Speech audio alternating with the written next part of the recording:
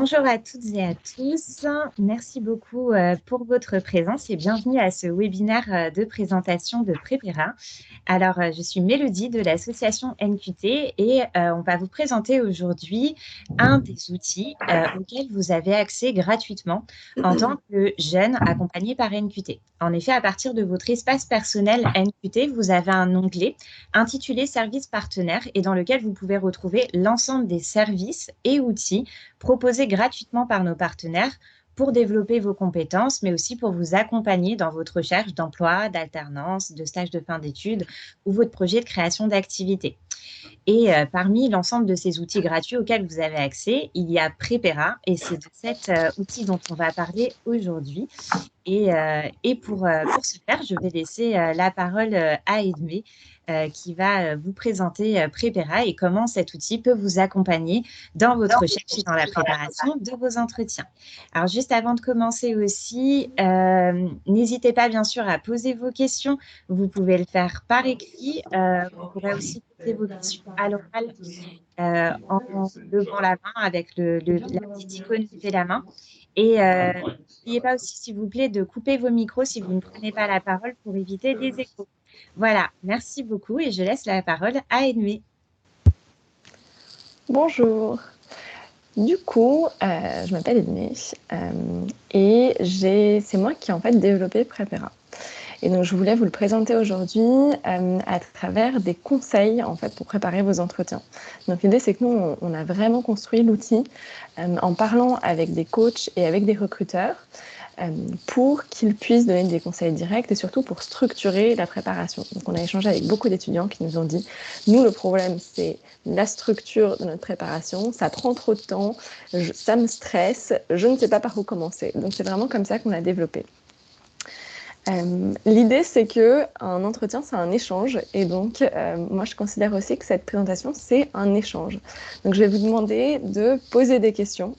Ça peut être des questions que vous considérez comme peu importantes. Ça peut être des questions que vous vous demandez si ça vaut le coup. Mais c'est toujours hyper important de les poser. Ça va être la même chose en entretien. Et on va voir pourquoi. Donc, n'hésitez pas à les poster du coup dans le chat et on les regardera soit au fur et à mesure si vraiment c'est quelque chose qui est pertinent au moment où je parle ou on y répondra à la fin. Et si on a un petit peu de temps à la fin, j'aimerais aussi qu'on fasse un petit workshop. Voilà, donc pour démarrer, je vais venir sur ma présentation. J'espère que vous la voyez toujours aussi bien. Je vais juste la réduire pour moi, vous voir aussi. Et aujourd'hui, je voulais voir 5 secrets bien gardés pour réussir vos entretiens. Le premier, c'est à la fois des secrets bien gardés et c'est marrant, c'est des choses auxquelles on ne pense même pas. Mais le premier, c'est que l'entretien est un échange. Trop souvent, on considère en fait l'entretien comme un test. C'est-à-dire qu'on se retrouve face à quelqu'un, on sait qu'il y a d'autres personnes qui peuvent être sélectionnées et on se dit, bon, bah, du coup, ça va être un test pour me départager des personnes à côté de moi. Mais c'est pas une attitude hyper productive en fait, de le considérer comme un test. Parce que ce qui va se passer, c'est qu'en fait, l'entretien, c'est un moment où un candidat va échanger avec un recruteur, on va se parler, en fait, l'un va parler et l'autre va parler. Et vous avez aussi l'opportunité, du coup, de faire aller les discussions là où vous le souhaitez. Et du coup, de poser des questions, de vous renseigner aussi sur l'entreprise, c'est aussi vous qui peuvent, du coup, guider, dans une certaine mesure, la discussion. Qu'est-ce que vous avez à apporter à l'entreprise? Vous avez à apporter votre personnalité, vos compétences et vos expériences. Eux, ils ont aussi énormément de choses à vous apporter. Ils ont du coup le poste. Donc, est-ce que c'est un poste qui est fixe dans le temps? Quel type d'entreprise c'est? Est-ce que c'est une petite entreprise? Est-ce que c'est une grosse entreprise? Est-ce que c'est une association? Quel va être du coup le scope de vos missions? Est-ce que ça va être des missions qui sont finalement très définies? Est-ce qu'elles ont porté à évoluer? Et du coup, il y a cette notion d'évolution, comment vous allez évoluer à travers votre poste, et de culture d'entreprise. Donc, quel type de culture est-ce qu'elle met en avant? Est-ce que ça vous correspond, vous, dans votre personnalité? Je vois la question, j'aime beaucoup la question, merci. Je vais la prendre plus tard, du coup, cette question sur les questions à poser en entretien. Mais je la note et n'hésitez pas à en poser d'autres. Pour juste récapituler un peu ce premier point, l'entretien est un échange. En fait, ce que ça va vous demander, c'est que ça va vous demander un changement de posture. Vous n'allez pas venir demander un emploi, vous allez venir proposer des services. Je ne sais pas si parmi vous, des gens ont déjà fait des missions de freelance ou travaillé avec des entreprises dans le cadre de vos études ou même en premières expériences de stage ou de choses comme ça. Si oui, est-ce que vous pourriez éventuellement lever la main, faire un petit signe? Ah, c'est une bonne question. Je vais enlever mon micro.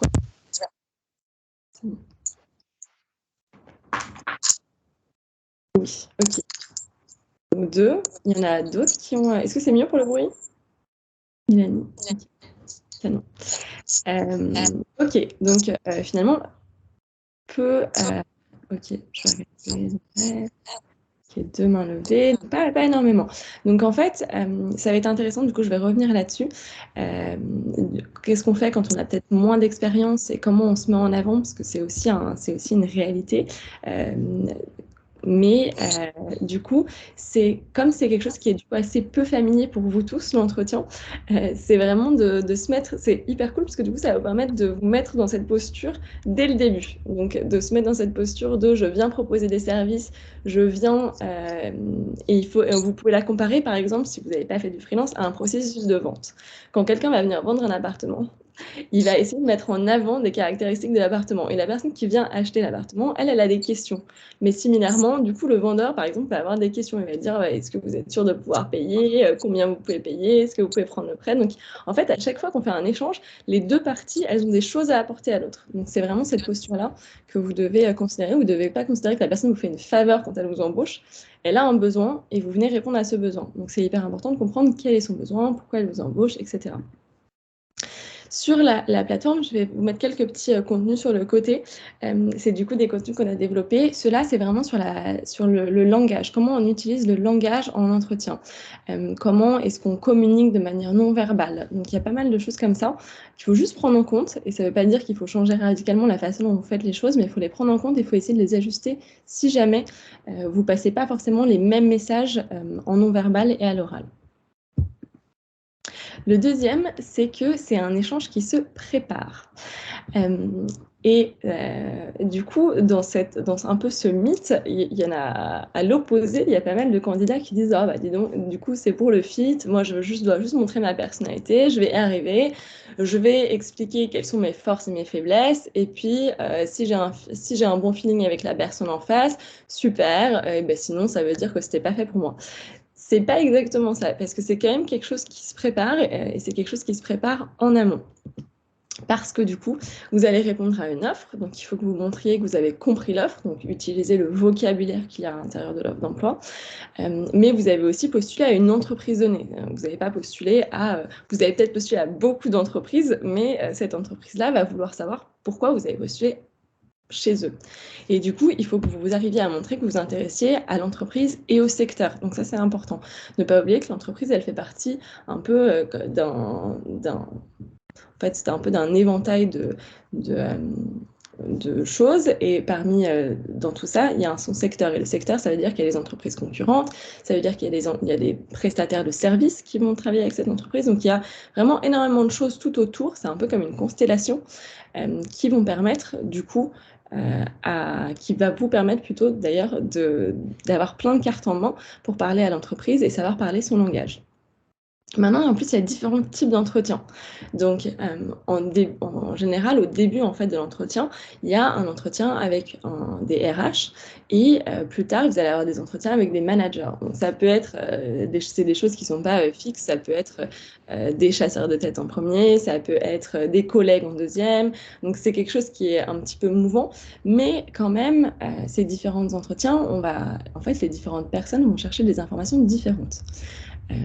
Et complémentaires. Donc, en général, les RH, qui sont les ressources humaines, vont venir chercher si vous êtes bien en adéquation avec le poste. Donc, ils vont poser des questions qui cherchent à comprendre si vos compétences et vos expériences sont un atout pour le métier et pour le poste.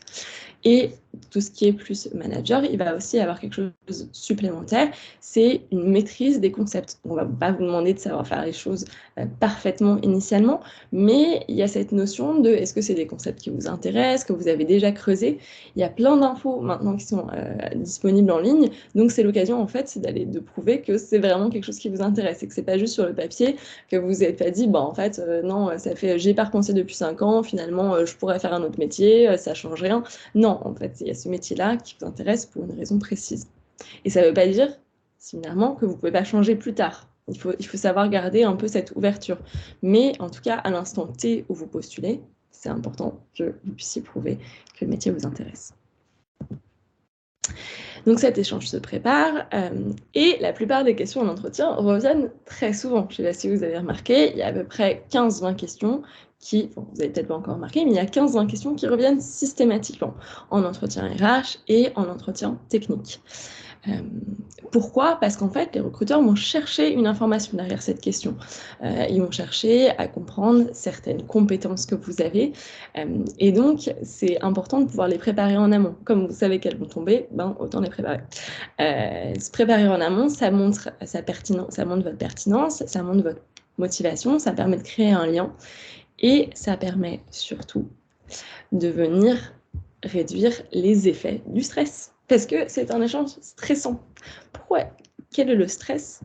Et du coup, pourquoi est-ce que c'est un échange stressant? Le stress, du coup, déjà, pour commencer, c'est une réaction, en fait, complètement chimique. Donc, c'est pas du tout quelque chose qu'on s'invente, c'est pas dans la tête, c'est quelque chose qui se passe dans notre corps. Le stress, il a une vraie raison d'être. Il est là pour nous aider à sortir de situations qui sont compliquées. Et du coup, il nous permet d'être beaucoup plus dans certains cas précis, rapide. Mais par contre, il a des effets qui peuvent être des effets assez néfastes. C'est-à-dire qu'en étant trop rapide, parfois on perd le temps de réfléchir, on ne prend pas le temps de réfléchir, on dit des choses qui ne sont pas forcément des choses qu'on veut vraiment transmettre, et du coup, c'est pas vraiment optimal. Est-ce que vous pouvez peut-être essayer de rapidement, en 2 minutes, me dire dans le chat combien d'heures selon vous on travaille par an?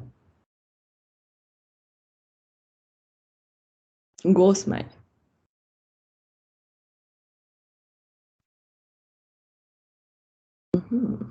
Quelqu'un a une autre réponse?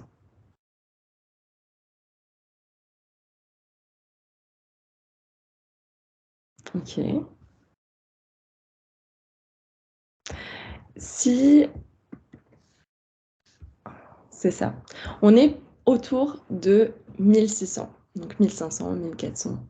560, on n'y est pas encore, non. Non, c'est beaucoup plus, a priori. Et on parle d'un contrat normal, normal, un contrat plus traditionnel, on va dire. Il y a plein d'autres formes de travailler maintenant, donc on va pas comparer toutes les solutions. Mais en moyenne, du coup, c'est 1600. Ça fait beaucoup d'heures, on va pas se mentir.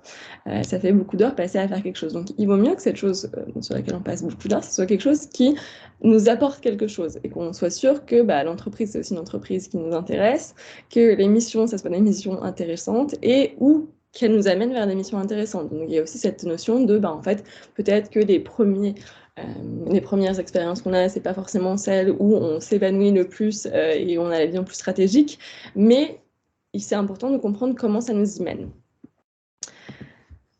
En fait, le stress, du coup, j'aime beaucoup ce truc, c'est vraiment quelque chose de physique et qui, du coup, on n'a pas forcément envie d'en parler, on n'a pas forcément envie d'admettre, mais il y a plusieurs causes. En général, comme façon de répondre au stress, on nous dit, je ne sais pas si on vous a déjà dit ça, mais on dit, imagine, quand on parle à beaucoup de monde, on dit, imagine-toi que tout ton auditoire soit nu. Voilà, ça désacralise le stress. C'est une façon de combattre le stress. Nous, on aime plutôt penser à, tu vois, imagine-toi Thomas Pesquet quand il a dû passer ses entretiens pour devenir astronaute, ce que ça a pu donner. C'est aussi une autre façon de désacraliser le stress. Mais l'entretien, c'est quand même une situation dans laquelle on est tous assez souvent qu'on en prenne conscience ou pas. Et en fait, nous, on a échangé avec énormément d'experts de l'art oratoire, en fait, du fait de parler à l'oral. Et ce qu'ils nous disent, c'est que le stress est bénéfique, qu'il ne faut pas espérer complètement l'ignorer. Par contre, ce qu'on peut faire en s'entraînant en amont, c'est réduire ses effets négatifs. Du coup, c'est vraiment pour eux la façon de le faire, c'est s'entraîner à l'oral. Donc nous, on a développé sur Prepera du coup un module, une feature pour du coup s'entraîner à l'oral. Et l'idée, c'est déjà de s'entraîner à juste répondre à des questions, de voir ce que ça donne en termes de communication non verbale. Et l'idéal, c'est de prendre ces petites vidéos et de vous les partager entre vous et d'avoir un feedback de quelqu'un d'autre. Du coup, cette première notion de pouvoir déjà se regarder chacun et se dire ah ok bah peut-être que là je peux m'améliorer sur ces points, c'est de l'auto-évaluation, c'est hyper important. Et en fait l'évaluation de d'autres personnes va être aussi hyper importante. Donc c'est l'occasion, si vous avez un mentor, si vous avez quelqu'un autour de vous, de lui demander de vous faire un feedback constructif sur une vidéo, même qui fait 2 minutes, mais qui va vous aider à peut-être comprendre aussi quels sont vos points forts. On a tendance aussi à mettre de côté nos points forts et à se concentrer sur les choses qu'on peut améliorer, mais c'est bien de savoir ses points forts et aussi de savoir ses points d'amélioration. Donc ça, c'est des choses que vraiment vous pouvez travailler en s'entraînant en amont.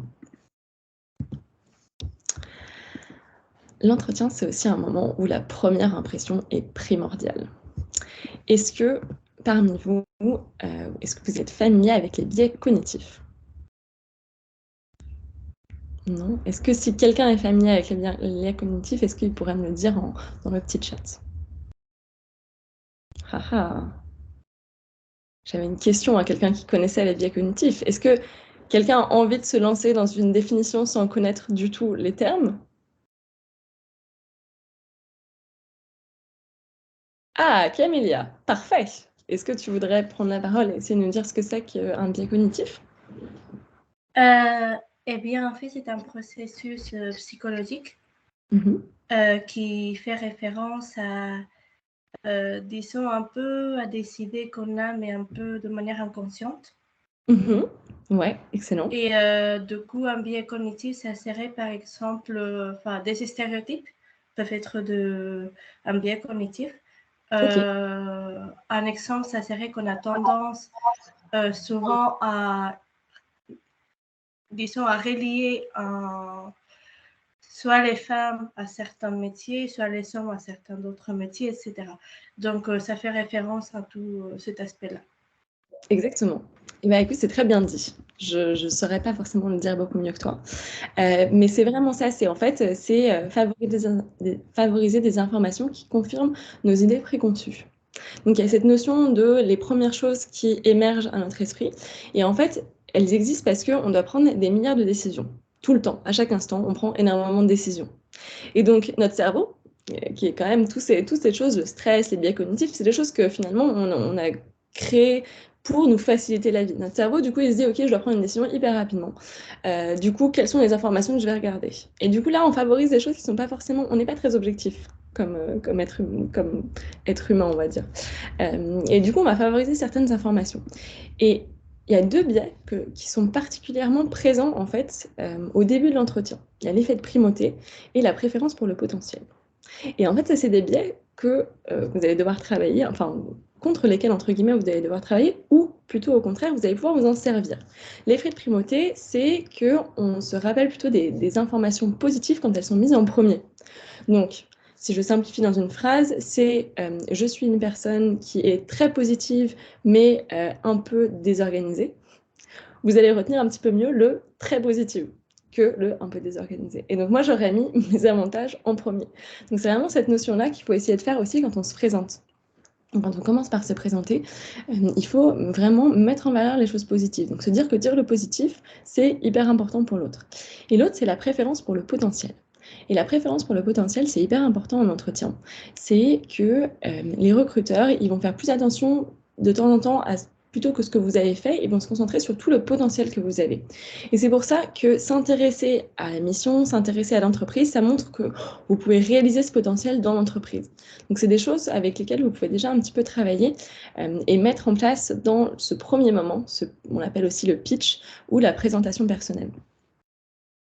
Nous, on a bossé avec une coach qui nous a donné une structure qui est hyper chouette, très simple. Et donc, en fait, ça permet vraiment d'avoir quelque chose auquel se raccrocher en fait en entretien pour se présenter. Donc, on suggère du coup déjà de parler du présent. Donc de dire, voilà, moi aujourd'hui Edmé, j'ai développé enfin je développe du coup, plutôt présent, une plateforme pour travailler ces entretiens. Ensuite, on parle du passé. Précédemment, moi j'ai fait du marketing et ce qui m'a amené à New York et ça m'a vraiment permis de découvrir que dans une autre culture, ils avaient une approche très différente pendant leur préparation aux entretiens et c'est ça que j'ai voulu amener du coup en Europe. Et le futur, donc pour l'instant, on a des partenariats avec plus de 15 écoles et là, on en a à peu près 40 autres dans notre pipe commercial. Et donc en fait, nous, ce que ça veut dire, c'est qu'on va toucher énormément de jeunes, qu'on va leur expliquer ces principes-là et qu'en fait, on va remettre tout le monde un peu sur un pied d'égalité vis-à-vis des entretiens. Parce que les entretiens, c'est une étape qui est hyper importante, parce qu'à la fin des études, finalement, on se rend compte que on a passé beaucoup de temps à étudier pour avoir, par exemple, un meilleur job, mais qu'on ne passe pas autant de temps qu'on le devrait à préparer ces entretiens. Voilà mon pitch. Donc mon pitch, je pourrais le retravailler, et je l'ai déjà pas mal travaillé, mais déjà avoir cette structure en tête, ça me permet de savoir assez rapidement le présent, je parle de moi maintenant, je parle de ce que j'ai fait avant, et je me projette dans le futur. Qu'est-ce que ça veut dire? Qu'est-ce que je veux faire? Qu'est-ce que je veux amener? Donc ça, c'est une structure qu'on trouve hyper bien faite. Pour vous la montrer hyper rapidement, parce que notre amie Emouna en parlera beaucoup mieux que moi. J'ai plein de trucs. C'est dans les... Donc, à chaque fois que vous avez un nouveau métier, donc là, vous voyez mon compte, moi, qui est un petit peu particulier, parce que je montre la plateforme à plusieurs personnes. Vous, a priori, vous n'aurez pas 10 métiers sur le côté. J'espère que vous en aurez plutôt 2 ou 3. Il faut savoir se concentrer pour être plus pertinent. Mais dans chaque métier, vous allez voir qu'on a identifié des questions RH qui sont pertinentes pour le métier. Il y en a une qui revient à chaque fois, qui va être la question « présente-toi ». Et là, vous allez avoir une petite vidéo qui va vous montrer un exemple de pitch, donc là, qui est pertinent dans le cas d'un entretien. Et vous allez du coup pouvoir commencer à préparer le vôtre. Donc voilà, sur cette partie, la première impression est primordiale. Donc, dans le cas où vous avez peu d'expérience, on va vous dire qu'il faut un peu plus insister sur peut-être vos visions, vos motivations et vos espoirs de réalisation. Et je note la question, je vais revenir après. Ça peut être du coup de vous projeter un petit peu plus dans l'entreprise, d'expliquer pourquoi cette mission-là vous parle particulièrement. Donc, de ne pas hésiter à insister sur ce potentiel et cette notion de compréhension de ce que fait l'entreprise. Et le dernier point que je voulais partager aujourd'hui, c'est que les exigences évoluent. Qu'est-ce que ça veut dire? Ça veut dire que pendant assez longtemps, les recruteurs ont beaucoup regardé les hard skills, donc les compétences dures, tout ce qui est vraiment mesurable, qui vient par exemple, qui est une compréhension de logiciel. Est-ce que vous êtes familier avec les soft skills, les compétences douces? Oui, je vois un oui. Est-ce qu'il y en a d'autres? Ah, super. Est-ce que, du coup, Camélia, je t'ai déjà demandé, est-ce que Adama, tu voudrais nous expliquer rapidement ce que c'est que les soft skills?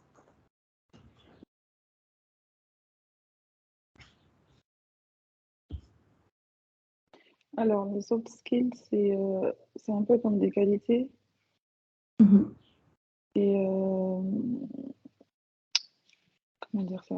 C'est pas les compétences, comme vous avez dit, c'est pas des compétences mesurables, mais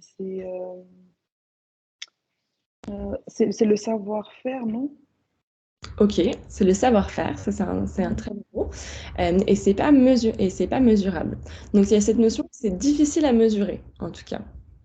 La mesure est assez compliquée et le savoir, c'est plutôt du coup le savoir-être, on va dire ça comme ça. Le savoir-être. Parce que c'est plutôt une façon de... En fait, pour moi, c'est vraiment ce qui nous rend assez humains, en fait. C'est tout ce qu'on apprend dans nos interactions sociales. Donc, c'est l'empathie, la capacité de communication, la capacité de résolution de problèmes, la réflexion.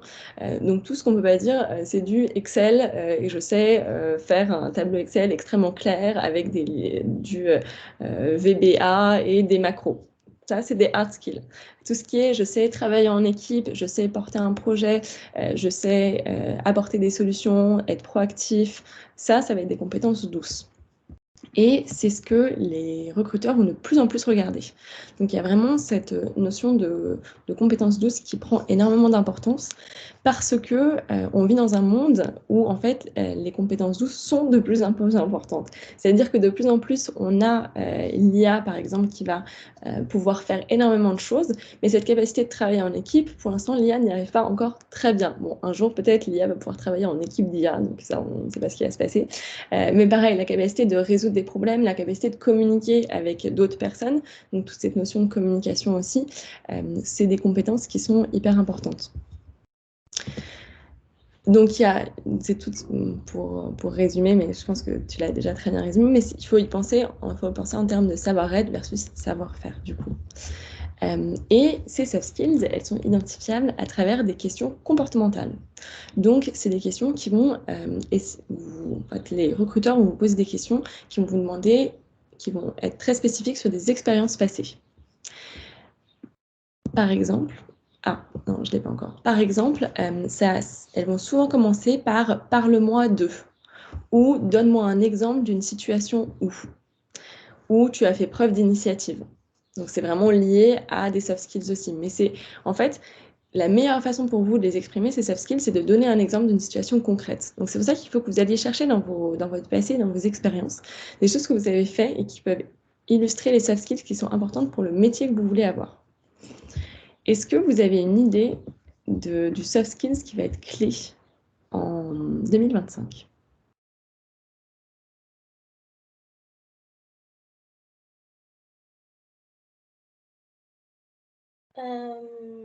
Je peux parler? Bien sûr.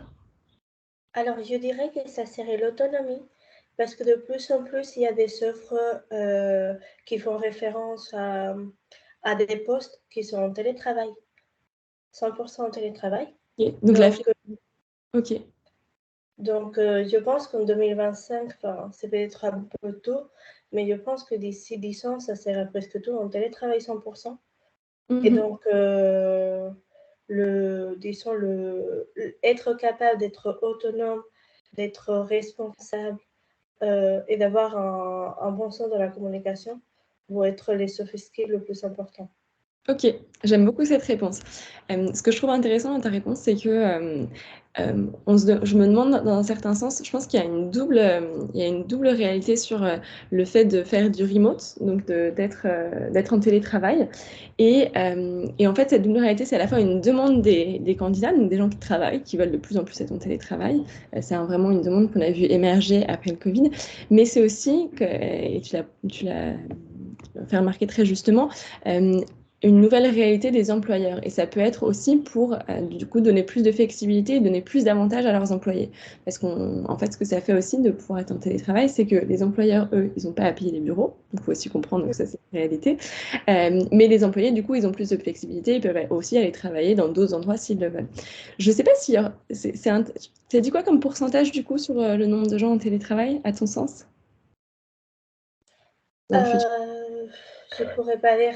J'avais dit ok, parce que on voit, c'est assez intéressant, c'est quelque chose qui émerge vraiment et qui a une vraie demande des employés, mais que pour l'instant, j'ai la perception que du côté employeur, ça va un petit peu plus lentement que la demande. Donc je pense que ça, c'est quelque chose qui va pas mal émerger. Mais l'autonomie, en tout cas, c'est vrai que ça reste quelque chose qui est hyper important, de savoir faire les choses en autonomie, parce que je pense que ça va aussi vers une tendance qui est une tendance plus vers digital, en fait, avec le produit digital, où on voit qu'il faut tester des choses. Et en fait, tester des choses, il faut pouvoir être en autonomie pour le faire. D'accord. Il y a Lauralie qui nous dit savoir recevoir des feedbacks. Ok, donc la notion de communication, culture du feedback. Et pourquoi est-ce que tu penses que... Est-ce que tu peux peut-être, Lauralie, nous en parler un tout petit peu tu parles de la culture du feedback mise en avant dans les startups. Est-ce que tu as un exemple précis dans une start-up ou de quelque chose qui s'est passé récemment? Non, j'ai pas d'exemple précis, mais c'est vrai que très rapidement,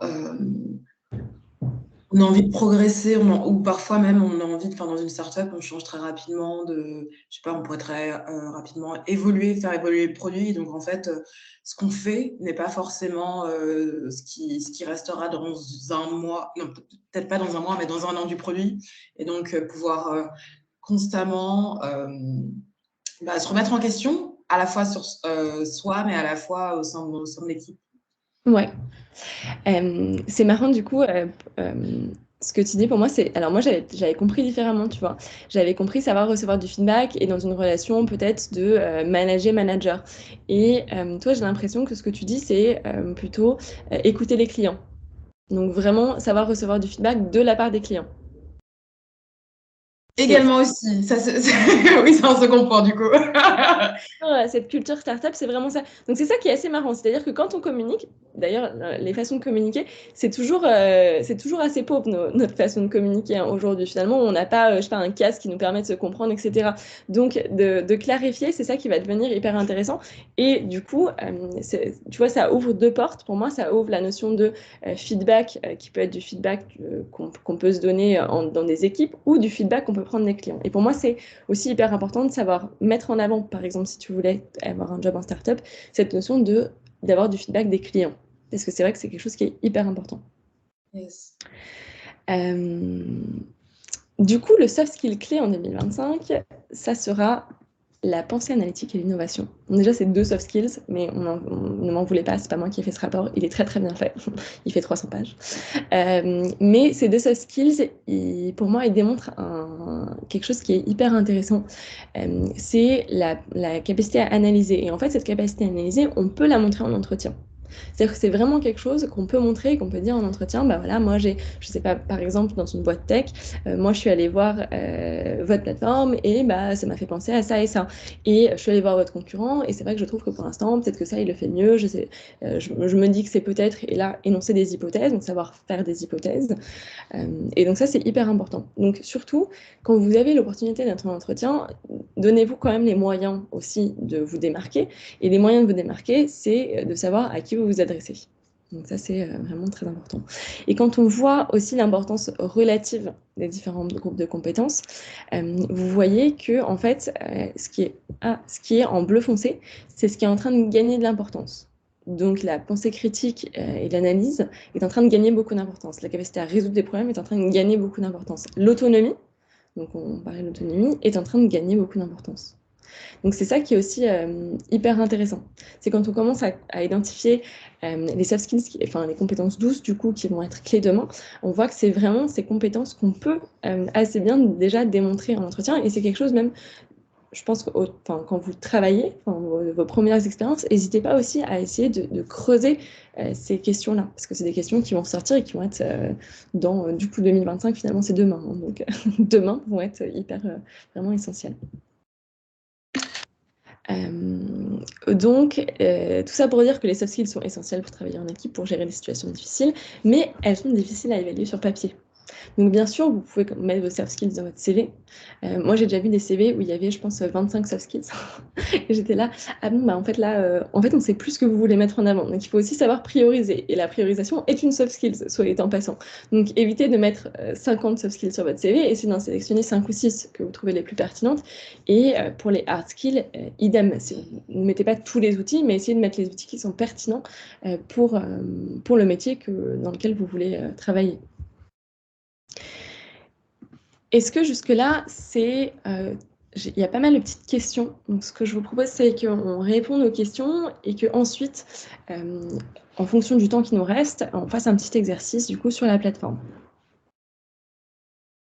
Si ça vous va, je vais prendre les questions en ordre d'arrivée. Alors, Michel, est-ce que tu veux peut-être nous dire ta question pour tout le monde? Donc, les meilleures questions. Oui, bien sûr. Mais du coup, oui, en fait, à chaque entretien, on nous demande quelles questions on a posées à la personne. Et en fait, il ne faut pas répondre rien, parce que sinon, c'est un peu si on avait raté l'entretien. Pour moi, parce que du coup, je suis en recherche depuis quelques temps, depuis 1 mois et demi maintenant. Pour triturer le CV et tout, il y a un moment où j'ai réussi à trouver la formule magique pour mon CV. J'ai eu des appels pour d'entretien. Il y a pas maintenant 3 semaines. J'avais 3 semaines sans rien, puis après j'ai eu des... Voilà.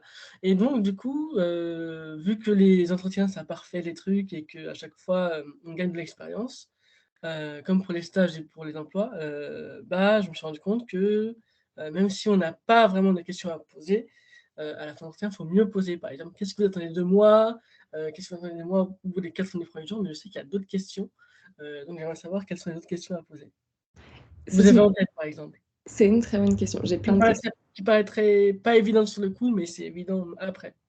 J'ai plein de questions en tête. Déjà, ma première question, c'est pourquoi est-ce que tu penses que la personne en face de toi attend une question, elle attend des questions?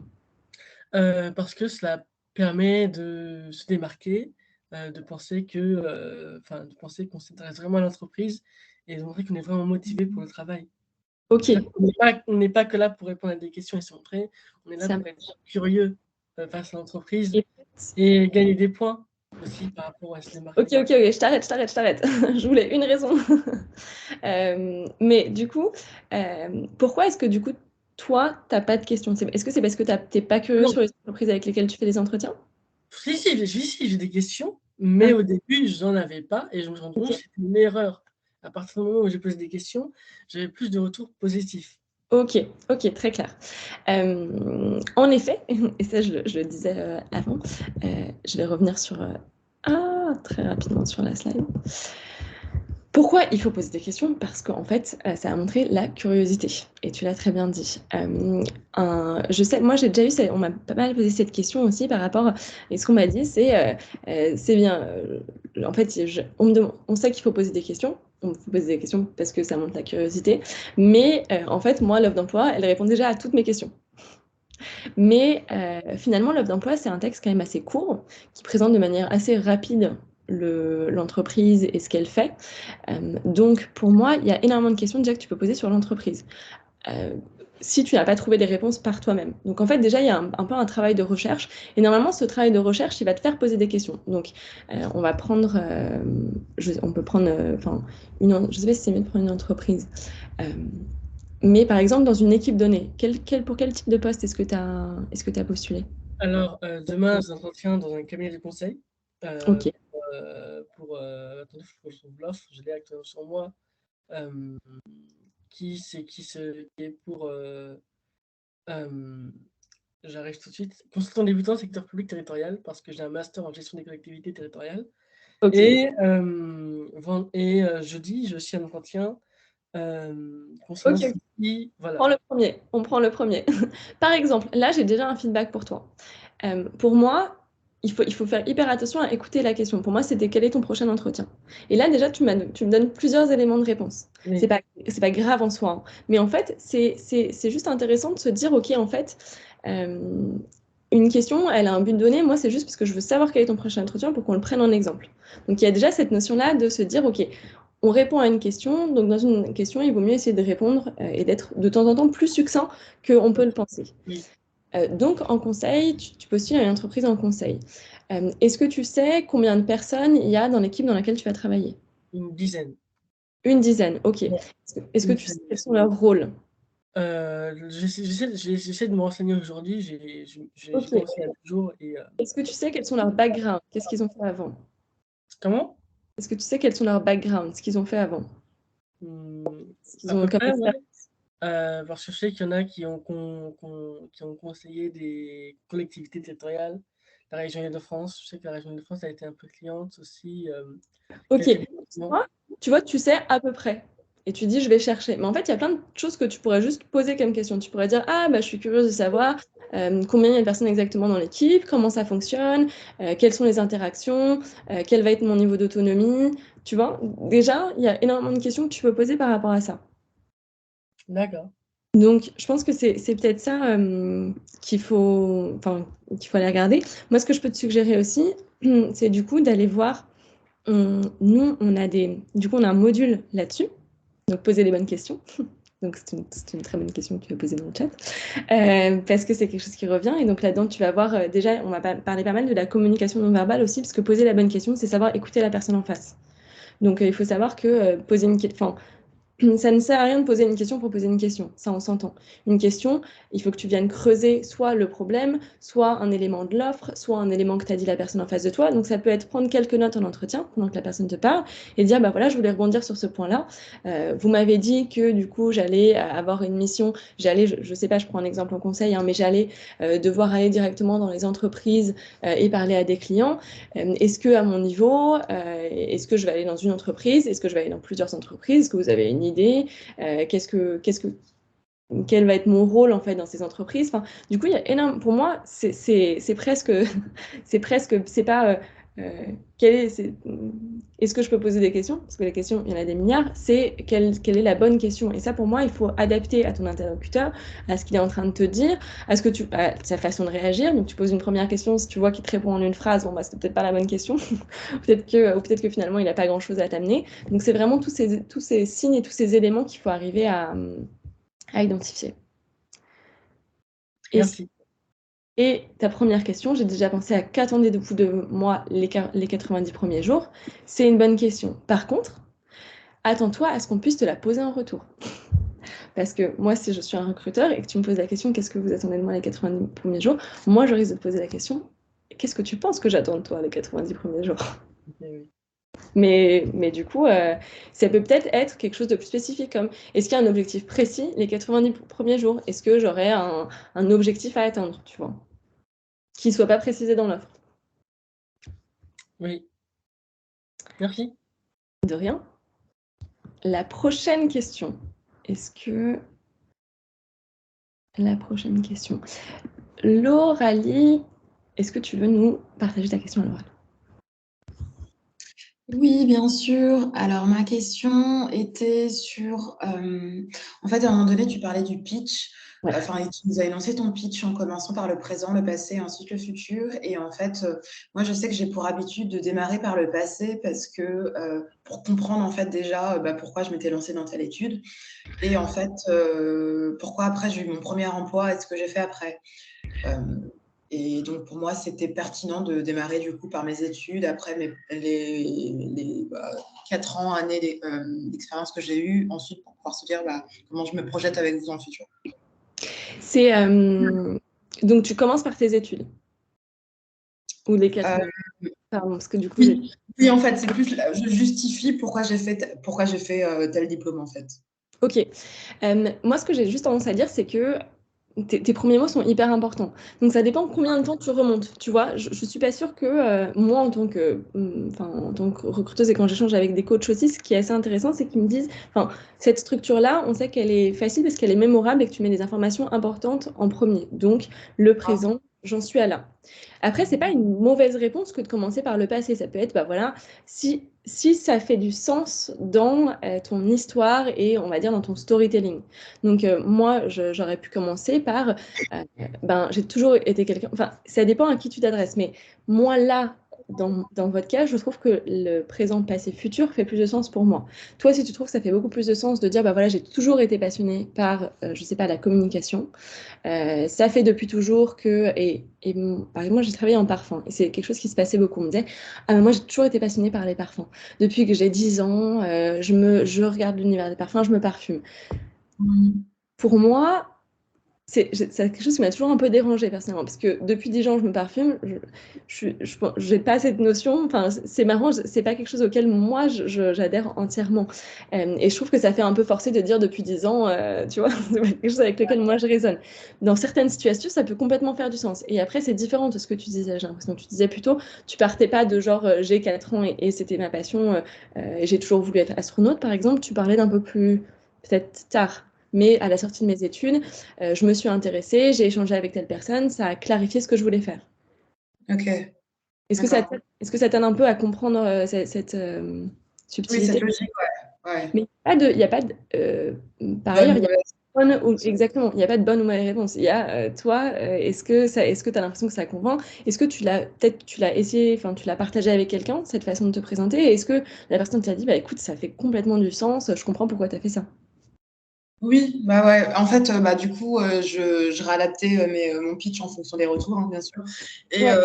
et à la fin, en fait, j'incluais, enfin, la dernière version, j'inclus énormément d'informations et les gens étaient là, ah bah ouais, mais c'est vrai que ton parcours est très intéressant. Heureusement que tu m'as dit tout ça, quoi. Donc, je suis là, ok, je vais garder ce. Tu t'es déjà chronométré ou pas?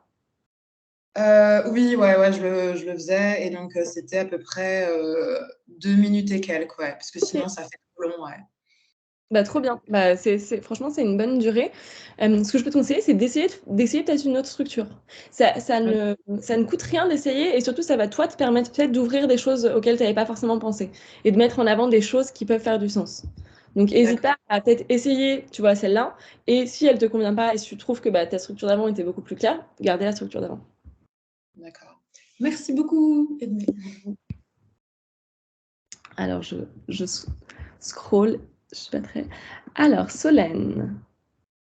Tu nous demandais, tu avais une petite question. Est-ce que tu pourrais la partager avec tout le monde? Oui, d'ailleurs, j'en avais plusieurs. Mais donc la première, il me semble, c'était peut-on mettre des certifications pour booster ses hard skills? Alors, oui, bien sûr. Après, c'est un peu comme les soft skills pour moi. C'est, va pas mettre 15. Genre, moi, j'ai déjà vu des CV où il y avait 15 soft skills. Et en fait, c'est toujours quand même important d'essayer de prioriser. Donc, de ne pas mettre toutes les certifications et d'essayer quand même de mettre celles qui sont pertinentes, peut-être pour le métier auquel tu postules. Mais bien sûr, n'hésite pas à les mettre en avant. Et similairement, je ne sais pas s'il y en a parmi vous qui ont fait des projets en cours ou avec des entreprises ou des projets particuliers, vous pouvez aussi les mettre en avant comme des expériences. Mais il faut savoir en parler comme des expériences. Donc, savoir parler du travail en équipe que vous avez fait, savoir parler de la résolution de problèmes que vous avez pu amener. Il faut vraiment avoir un regard assez analytique sur vos expériences. Et tu avais une autre question, tu disais? Éventuellement? Non. Solène. Ah. Solène, est-ce que tu nous entends encore?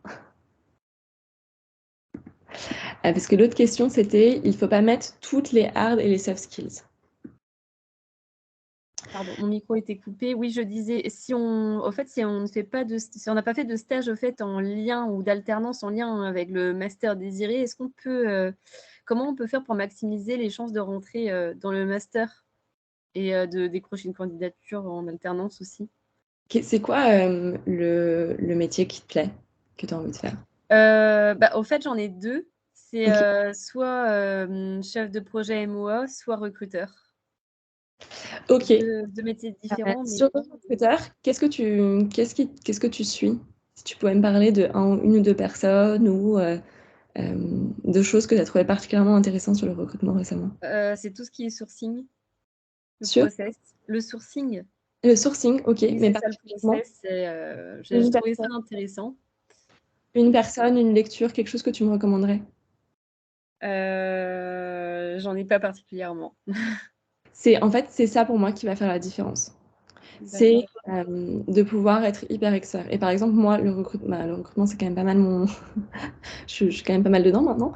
Et je pourrais te dire, j'aime énormément ce que fait l'école du recrutement et leurs interventions avec ils ont des événements qui sont vraiment top, qui font toute l'année, une fois par an, une fois par mois. Et je suis allée à celui qui était à Nantes, et il y en a à peu près dans toutes les villes. D'accord. Donc en fait, c'est ça qui va te permettre de décrocher. Si tu n'as pas en fait déjà d'expérience, ce qui va permettre de le décrocher, c'est vraiment de t'impliquer. Donc d'aller à des événements qui sont sur le sujet que Donc tu vois, déjà, tu as deux sujets qui t'intéressent. Peut-être essayer d'en sélectionner un. Et c'est de dire, OK, les 2 mois prochains, je vais trouver 2 événements auxquels aller qui sont pertinents pour ce métier-là. Et essayer de prendre une ou deux cartes de visite, créer un ou deux contacts. Et c'est ça qui va commencer déjà à te permettre d'avoir un réseau dans l'environnement dans lequel tu veux travailler. Et surtout, toi qui vas te donner des éléments en fait pour pouvoir défendre ce projet-là devant quelqu'un. Et lui dire, en fait, moi, j'ai peut-être pas encore d'expérience dedans, par contre, j'ai vraiment envie. D'accord. C'est vraiment cette expérience pour le potentiel. Cette façon de montrer que c'est quelque chose qui t'intéresse et dans lequel tu es déjà impliqué. D'accord, très bien, merci. Et donc, ces éléments, on peut les agrémenter dans la lettre de motivation aussi, c'est ça? Oui, okay. Bien sûr. C'est fortement recommandé. Merci beaucoup. De rien. Lisa, tu as une question. Est-ce que tu peux la partager?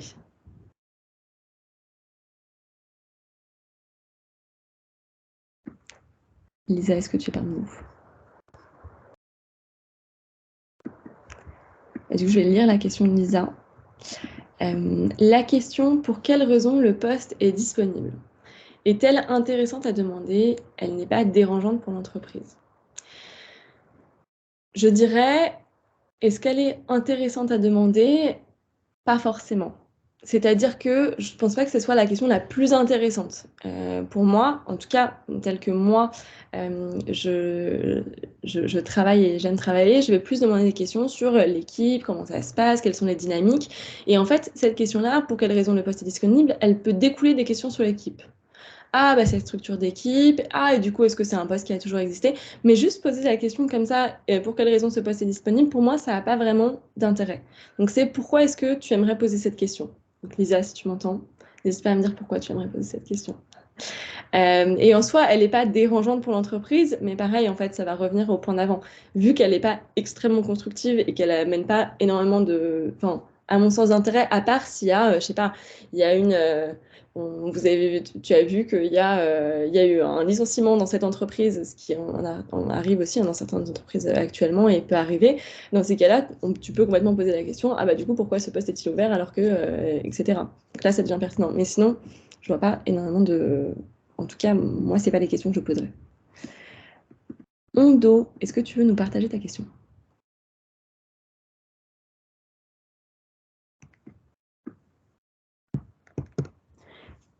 Alors du coup, je vais la partager pareil. Moi, je vais y répondre, mais à chaque fois, vous voyez, quand j'y réponds toute seule, c'est beaucoup moins intéressant. C'est pour ça que je vous demande toujours de la poser. Au cas où on n'a pas d'expérience professionnelle, c'est-à-dire aucun job, aucun stage, rien, comment peut-on parler du passé? C'est sûr que c'est plus difficile. Donc la première question, c'est est-ce qu'il ne serait pas possible d'avoir une première expérience pro? C'est-à-dire que pour commencer, il faut toujours commencer quelque part, donc essayer d'avoir une première expérience qui permet du coup d'avoir une première chose desquelles parler.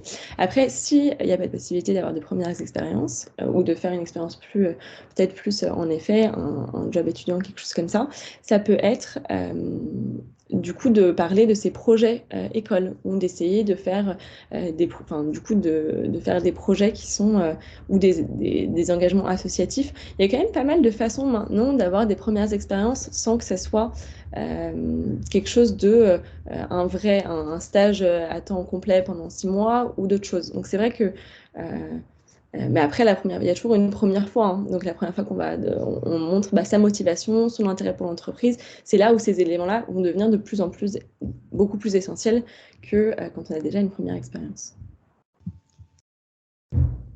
Aimée? Oui. Et excuse-moi, je me permets, comme c'est vrai qu'il y a beaucoup de questions et qu'il ne reste pas beaucoup de temps, est-ce que aussi, alors peut-être, parce que là, tu donnes pas mal de conseils, et il y en a certains qui sont aussi accessibles sur la plateforme Prepera si on n'a pas le temps de répondre à toutes les questions. Est-ce que tu peux... voilà, peut-être partager où est-ce qu'ils peuvent retrouver un petit peu tous ces conseils sur la plateforme si vous vous inscrivez, et aussi comment vous entraîner un peu sur l'entretien. Voilà, comme ça, si on n'a pas le temps de répondre à toutes ces questions, vous savez où vous pouvez trouver les petits tips et conseils sur la plateforme. C'est un très bon point. Donc, je vais en effet vous faire un petit tour de la plateforme. Merci beaucoup, Mélodie. Sinon, j'adore répondre aux questions. Je trouve que les questions amènent d'autres questions, donc c'est hyper intéressant. Mais concrètement, du coup, quand vous allez arriver sur la plateforme, déjà, on va vous donner... en fait, on va essayer de vous rediriger vers des contenus qui peuvent vous être utiles à votre stade de recherche.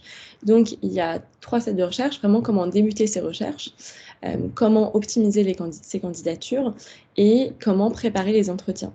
Donc là, on va vraiment nous concentrer, et donc au début, on va vous donner des conseils pour refaire votre CV. Je vous encourage vraiment à les lire et vraiment à les faire. On a toujours tendance à penser que notre CV est toujours assez bien fait, qu'on présente bien ses expériences. Faites-le relire autour de vous.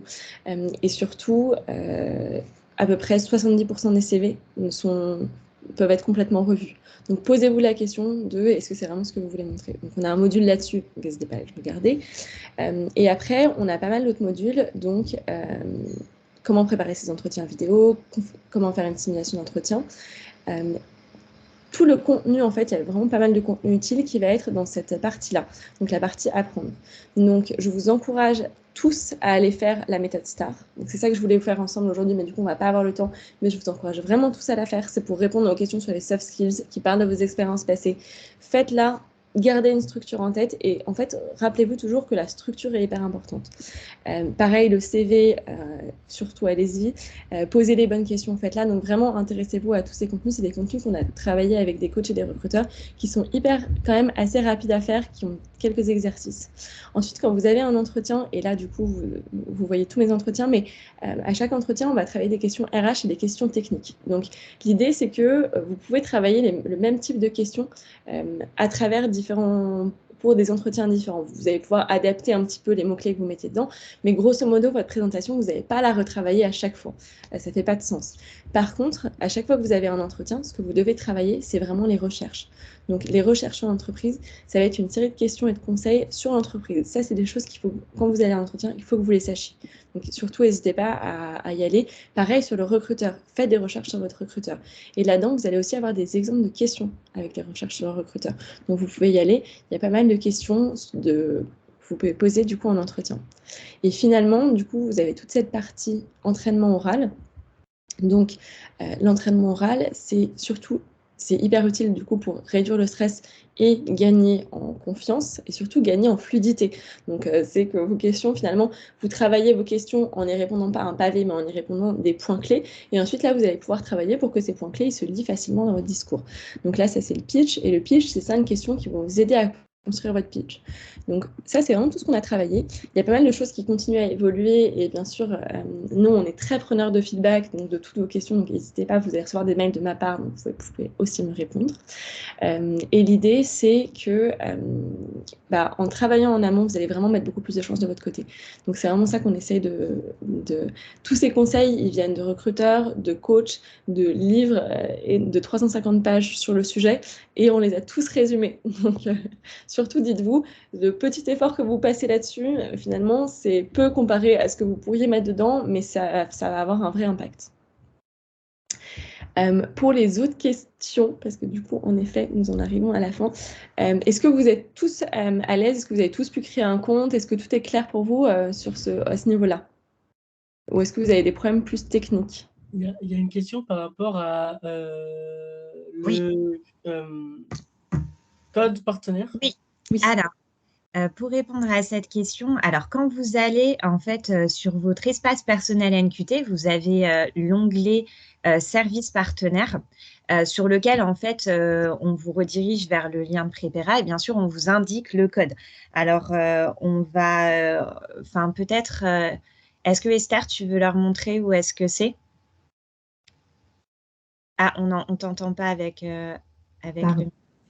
On va peut-être vous montrer comme ça vous permet non seulement de voir aussi pour Prepera, mais aussi pour les autres services, comment vous pouvez y avoir accès, comment vous renseigner le code et pouvoir avoir accès finalement à tous ces contenus, tous les conseils qui sont mis à disposition par Prepera et aussi faire des vidéos. Et je reviens là-dessus, Enmé, parce que c'est hyper intéressant de pouvoir faire cette simulation d'entretien en vidéo.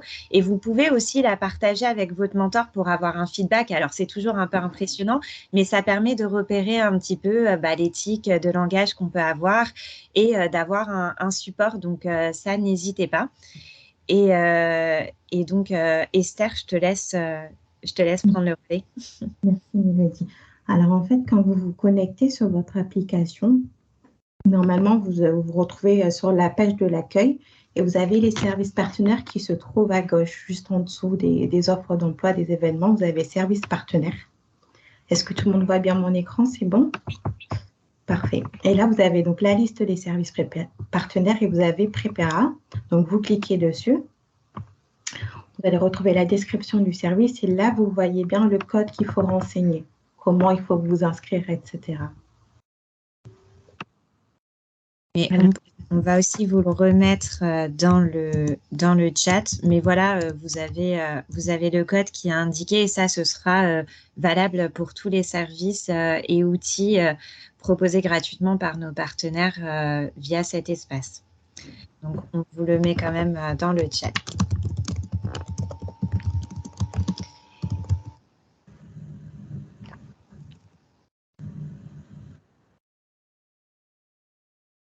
voilà pour. Donc c'est vrai qu'il y a eu beaucoup de questions. Alors c'est vrai auxquelles on n'a pas pu. On n'a pas pu répondre. C'est voilà surtout comment pouvoir parler du passé quand on n'a pas forcément d'expérience professionnelle ou comment montrer sa motivation lors de l'entretien. Quel type de questions poser. Donc là, il y a un petit support qui est fourni sur la plateforme Prepera sur les bonnes questions à poser. Donc n'hésitez pas aussi à vous référer. Est-ce que Edmé, tu veux ajouter quelque chose, puisque c'est vrai qu'on arrive un petit peu à la fin. Je pense que, pour vous dire que je pense que les questions qu'on a eues sont toutes hyper intéressantes. Après, c'est vraiment des réflexes à prendre et des attitudes c'est vraiment quelque chose à comprendre. Donc, toutes ces notions de comment faire quand j'ai pas d'expérience, en fait, c'est vraiment cette notion de potentiel. Est-ce que je m'intéresse à ce que vous faites? Donc, pensez toujours que vous êtes dans un échange, que la personne en face de vous, vous avez plein de choses à lui apporter, mais que similairement, elle a plein de choses à vous apporter. Et donc, c'est jamais ne faites pas les choses, en tout cas si j'ai un conseil, c'est que ne faites pas les choses d'une façon presque parce qu'on vous dit qu'il faut le faire, mais plutôt faites-le parce que essayez de comprendre pourquoi il faut le faire et pourquoi c'est important. Nous, c'est vraiment ce qu'on essaie de passer à travers la plateforme, c'est vous expliquer pourquoi tout ça c'est important et le simplifier. Et donc s'il y a des choses que vous ne comprenez pas ou si vous avez encore des questions, de toute manière nous sommes là. Et voilà, et bons entretiens. Merci Edmé. Et voilà, n'hésitez pas voilà, c'est un service qui est mis gratuitement à votre disposition Prepera par notre partenaire et Edmé vous l'a expliqué. C'est vraiment, ça va vous permettre de bien préparer vos entretiens avec les différents outils qu'ils mettent à votre disposition, que ce soit des conseils, des tips ou aussi pouvoir faire des vidéos partagées. Il y avait aussi pas mal de questions sur l'entreprise, quelles questions poser, comment personnaliser son pitch en fonction de l'entreprise, toutes les questions auxquelles vous devez répondre au préalable sur l'entreprise que vous a montré Edmé. Voilà, n'hésitez pas à utiliser cette plateforme en préparation de vos entretiens et si vous le souhaitez aussi, c'est un outil en plus pour pouvoir échanger aussi avec votre mentor sur des simulations d'entretien. Et la vidéo, parce qu'il y a une question sur les diapos, mais du coup, la vidéo va être disponible. Donc, vous aurez du coup accès à... C'est bien ça, Mélodie, hein, si je me trompe. Alors, effectivement, on vous enverra le replay de ce webinaire si vous souhaitez revenir sur certains éléments et on vous joindra également la présentation, du coup, si tu es d'accord, Edmé, qu'elle vous a partagé. Et n'hésitez pas aussi, si vous avez des problèmes techniques pour accéder, pour vous inscrire sur la plateforme ou d'autres questions sur ce service ou d'autres services partenaires, vous pouvez nous contacter à jeune@nqt.fr. Donc, je mets l'adresse email dans le chat. Donc voilà, n'hésitez pas. Merci encore Edmé pour tous ces conseils et pour la présentation de cette plateforme. Merci à vous tous pour votre présence. Alors c'est vrai, désolé, on n'en a pas eu le temps de répondre à toutes les questions, mais vous trouverez déjà beaucoup de réponses sur la plateforme Prepera et aussi n'hésitez pas à reposer vos questions à votre mentor pour avoir aussi des réponses sur ces points particuliers. Et on reste à disposition si vous avez d'autres questions. Merci encore et très belle journée à vous tous. Merci beaucoup. Merci. Merci, au revoir. Bonne journée. Merci, au revoir. Oui, bonne journée. Au revoir. Excusez-moi, j'avais une simple dernière question. En fait, moi, j'avais créé mon compte Prepera avant de mettre le code parrainage. Du coup, je suis en version d'essai. Je voulais savoir si ça marche quand même avec. Il faut que tu m'écrives. Est-ce que vous pouvez nous envoyer un mail justement à jeune@nqt.fr et comme ça, on te transmet Edmé? Ça serait parfait. Merci. Super. Toute dernière question. Dernière question, la durée de notre compte Prepera, ça dure combien de temps, le temps qu'on est chez NQT, après ça se désactive? Est-ce qu'il y a une durée en fait? C'est une très bonne question. Pour l'instant, il n'y a pas de durée. D'accord. Okay. Il n'y a pas de durée, profitez-en. Exactement. Okay. Merci. Au revoir. Merci à vous tous. Bonne journée. Au revoir.